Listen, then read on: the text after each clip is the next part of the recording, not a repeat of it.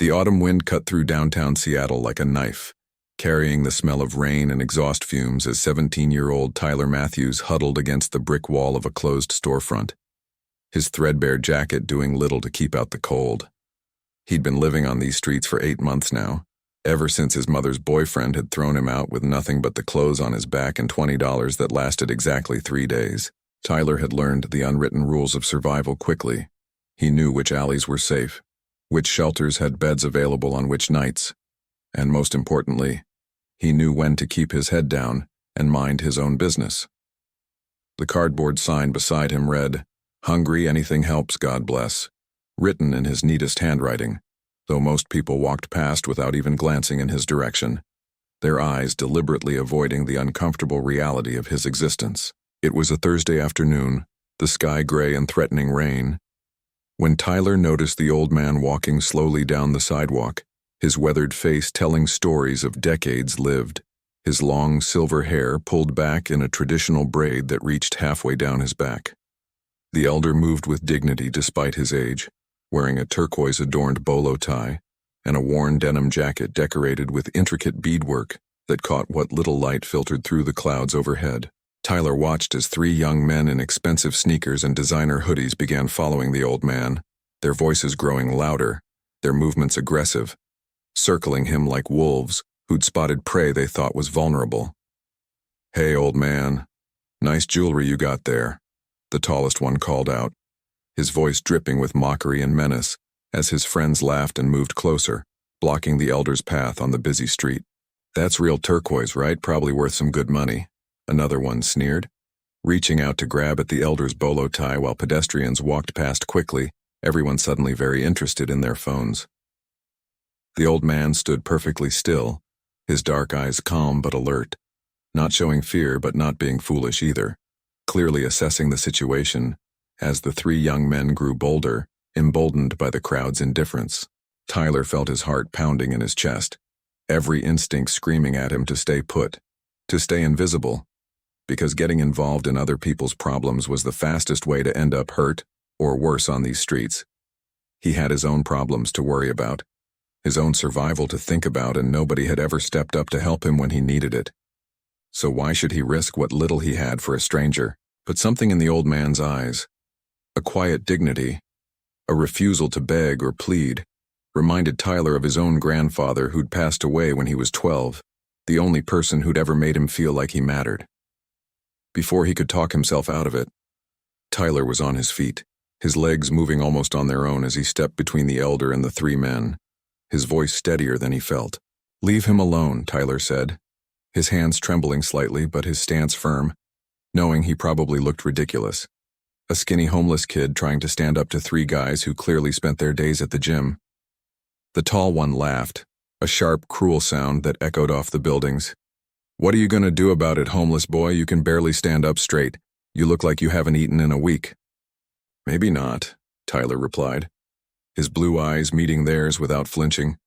"But I'm not going to stand here and watch you rob an old man. There's 3 of you and 1 of him, and that makes you cowards, not tough guys." The words hung in the air for a moment, the tension thick enough to cut with a knife as people finally started to slow down and watch, some pulling out phones to record. The leader's face flushed red with anger, his fists clenching as he stepped toward Tyler. "You got a lot of mouth for someone who sleeps in the street. Maybe we should teach you some manners along with the old man." "There's a security camera right there," Tyler said, pointing up at the corner of the building, his voice loud enough for the gathering crowd to hear, "and about 30 people recording on their phones, so ask yourself if whatever you were planning is worth catching a felony." The 3 men looked around, suddenly aware of the attention they'd attracted. The phones pointed in their direction, the security guard from the nearby shop stepping out to see what was happening. With a final string of curses and threats, they backed off, walking away quickly but trying to look casual, throwing glances over their shoulders as if they'd just decided the whole thing wasn't worth their time. Tyler's knees felt weak as the adrenaline started to fade, his whole body shaking now that the danger had passed, the reality of what he'd just done hitting him like a physical blow. The old man turned to face him fully, his weathered hand reaching out to grasp Tyler's shoulder with surprising strength, his dark eyes studying the boy's face with an intensity that felt like being seen for the first time in months. "What's your name, son?" the elder asked, his voice deep and rich, carrying an accent that spoke of another place, another time, another way of life that Tyler knew nothing about. "Tyler, sir. Tyler Matthews," he replied, suddenly aware of how dirty his clothes were, how long it had been since his last shower at the shelter, how he must look to this dignified old man. "I am Joseph Raincloud," the elder said, his grip on Tyler's shoulder never wavering. "And what you just did standing up when everyone else walked by, that tells me more about your character than any of your circumstances ever could." Tyler felt unexpected tears burning in his eyes. It had been so long since anyone had looked at him like he was a person, like he mattered, like he was more than just an inconvenience cluttering up the sidewalk. "I couldn't just watch," Tyler said quietly, his voice rough with emotion. "My grandpa always said that how you treat people when nobody's making you, that's who you really are. And those guys, they were just wrong." Joseph nodded slowly, a small smile crossing his weathered face.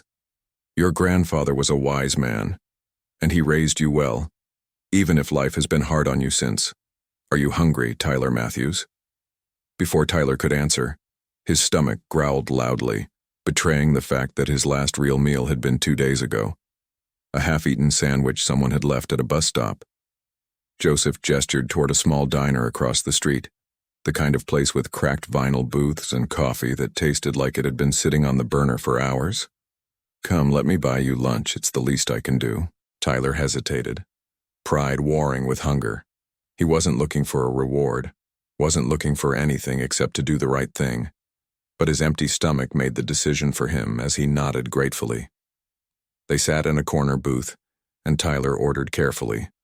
Not the cheapest thing, but not the most expensive either, trying to maintain some shred of dignity, even as he devoured the burger and fries like a starving animal. Joseph ate slowly, watching Tyler with those penetrating dark eyes. And when the boy finally slowed down enough to breathe, the elder began to speak in a voice that commanded attention, despite its gentleness. "I need to tell you something, Tyler, because I believe in honesty and I believe that what happened today was not an accident but something the spirits arranged," Joseph said, his weathered hands folded on the table. "I am not just an old man walking down the street. I am the elected chief of the Stillwater Nation. Our reservation is 3 hours north of here, and I came to the city today for a meeting with state officials about our treaty rights." Tyler's eyes widened in surprise, his burger temporarily forgotten, suddenly understanding why the man carried himself with such authority, such presence that demanded respect even from strangers on a busy street. "For generations our people have struggled," Joseph continued, his voice carrying the weight of history. "We've faced poverty, discrimination, the loss of our language and our ways, but we've also survived, adapted, and we've built something worth preserving.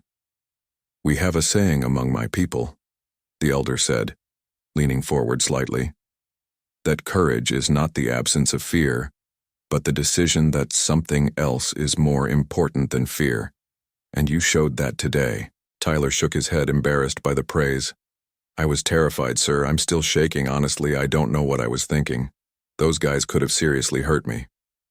"But they didn't," Joseph replied firmly, "because you understood something that most people never learn, that silence in the face of injustice makes you complicit in that injustice, regardless of your circumstances or your fear." The elder pulled a worn leather wallet from his jacket pocket, extracting a business card that he slid across the table, the card bearing the seal of the Stillwater Nation and Joseph's name in elegant script.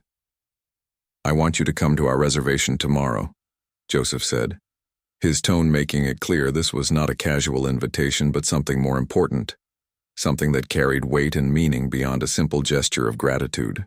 Tyler looked at the card, then back at Joseph, confusion written clearly on his young face. "Why, I mean, thank you for lunch, but I don't understand what you want from me. I'm just a homeless kid." "No," Joseph said sharply, the first time his voice had carried any hardness. "You are not just anything. You are a young man who stood up for what was right when no one else would. And that is exactly the kind of person our community needs to see." The elder explained that he wanted Tyler to come to the reservation to meet the tribal council, to let them honor him properly for his courage, and Tyler agreed, partly because he was curious, partly because he had nowhere else to be. Joseph gave him money for a bus ticket and a motel room for the night, refusing to hear any protests, and they exchanged phone numbers before parting ways on the street as the sun began to set. Tyler spent that night in a real bed for the first time in months, showered until the water ran clear, and tried not to think about the fact that this was temporary, that tomorrow everything would go back to normal. The next morning, he took the bus north, watching the city give way to forests and mountains, the landscape becoming more rural with each passing mile, until the bus finally stopped at a small town near the reservation. Joseph was waiting at the bus stop in an old pickup truck, and they drove together down a winding road that led through towering pines and past a river that sparkled in the morning sunlight. But as they rounded the final curve and the reservation came into view, Tyler's breath caught in his throat because standing in the clearing ahead were not just a few people, but easily 100 men and women, many wearing traditional regalia, feathers and beadwork and leather that spoke of heritage and pride. "What is this?" Tyler whispered, his voice barely audible over the sound of the truck's engine, his heart pounding with a mixture of fear and awe at the scene before him. "This," Joseph said softly, pulling the truck to a stop, "is my people. Come to meet the young warrior who defended their chief. Come to offer you something that we do not offer lightly. Come to ask if you would consider becoming part of our family." Tyler stepped out of the truck on shaking legs, and the crowd parted to form a path, at the end of which stood several elders in full ceremonial dress, their faces painted, their bearing regal and ancient. Joseph led him forward, and one of the elders began to speak in a language Tyler didn't understand, the words flowing like water over stones, musical and powerful, while another elder translated into English. "We have heard what you did," the translator said, his voice carrying across the silent crowd. "You, who have nothing, stood up for one of ours when he needed help. You showed the courage and honor that we value above all things in our nation. Your skin is different from ours. Your ancestors come from a different place, but we believe that family is not just blood. It is also choice. It is also action. It is also heart," the elder continued. Tyler felt tears streaming down his face, unable to stop them, unable to speak as the weight of what was happening settled over him like a blanket, warm and solid and real. "We offer you adoption into the Stillwater Nation," Joseph said, stepping forward to stand beside Tyler, his hand once again on the boy's shoulder. "We offer you a home, a family, a place where you belong and are valued. We offer you the chance to learn our ways, to contribute to our community, to find your purpose and your path," another elder added, a woman with kind eyes and silver hair that rivaled Joseph's in length. "We cannot erase what you have been through. We cannot give you back what you have lost. But we can give you a future if you are willing to accept it and work for it," Joseph said. Tyler found his voice at last, rough and broken with emotion. "I don't understand why. I just did what anyone should do. I'm nobody special. I have nothing to offer you." "You have everything to offer," the female elder said firmly, stepping forward to take his other hand in both of hers. "You have courage. You have integrity. You have a heart that knows right from wrong and the strength to act on it. Those qualities are rare and precious," she continued, "and they are worth more than money or education, or any of the things the outside world values. They are the foundation upon which strong communities are built." The crowd began to chant softly, a rhythmic sound that seemed to come from the earth itself, and Tyler felt something shift inside him, a wall he'd built around his heart beginning to crack and crumble.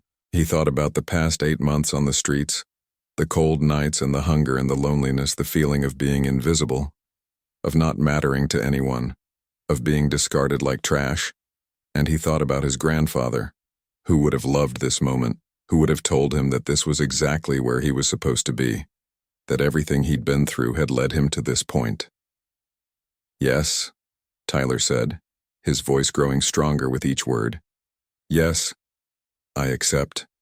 I want to learn. I want to be part of this. I want to have a family again. Thank you. Thank you all so much." The chanting grew louder, joyful now, and the crowd surged forward. Not threatening, but welcoming. Hands reaching out to touch his shoulders, his arms, welcoming him into their circle, into their nation, into their hearts. Over the following months, Tyler learned the language, learned the customs, learned to hunt and fish and live in harmony with the land, found his place in a community that valued him not for what he had, but for who he was. Joseph became like a grandfather to him, patient and wise, teaching him that true wealth is measured not in possessions but in relationships, in purpose, in the knowledge that you matter to the people around you. Tyler never forgot where he came from, never forgot those 8 months on the street, and he used that experience to help others, working with the tribal outreach program to assist homeless youth in nearby cities. He became a bridge between two worlds, his unique perspective allowing him to connect with kids who felt lost and abandoned, showing them that there was hope, that one act of courage could change everything. On the first anniversary of his adoption, standing before the same crowd that had welcomed him, Tyler spoke about gratitude, about the moment he chose to stand up instead of stay silent, about how that single decision had saved not just Joseph, but himself. "I thought I was defending an old man," Tyler said, his voice clear and strong. "But what I was really doing was defending my own humanity, proving to myself that despite everything I'd lost, I hadn't lost my soul." The story of the homeless white boy and the 100 warriors spread beyond the reservation, inspiring others to stand up for what was right, to look beyond someone's circumstances and see their character instead. Tyler Matthews, now also known by his adopted name, Stands Against Injustice, had found his purpose, his family, and his home, all because he chose courage over comfort on a gray Thursday afternoon in Seattle. And Joseph Raincloud, reflecting on that day, would tell anyone who asked that sometimes the spirits send you exactly the person you need, disguised as someone who needs you, and that's how families are really made. Retry.